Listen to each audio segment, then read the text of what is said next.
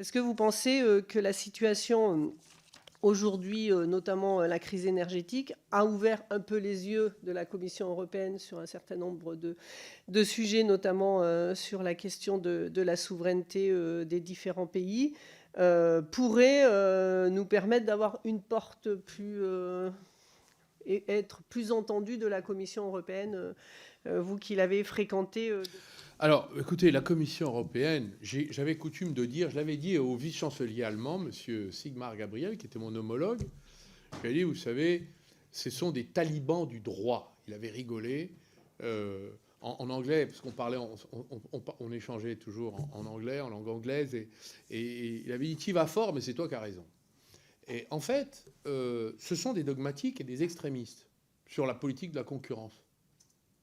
C'est tout. Donc, je vais vous dire, à cet dogmatisme, cet extrémisme, il faut opposer l'intérêt national de la France. La France n'est pas l'outil des expérimentations dogmatiques et idéologiques de la Commission européenne. Donc, moi, je vais vous dire, les barrages, on les garde, et puis c'est tout.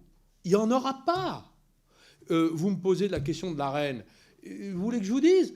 Eh bien, supprimons l'Arenh. Et quel est le problème? Vous croyez que la Commission européenne, Mme van der Leyen, va envoyer des huissiers de justice? Elle va envoyer l'armée? Mais de quoi on parle? C'est l'intérêt national. On en a assez de passer sous les fourches caudines des atteintes à notre intérêt. Je vous le dis avec componction et modération.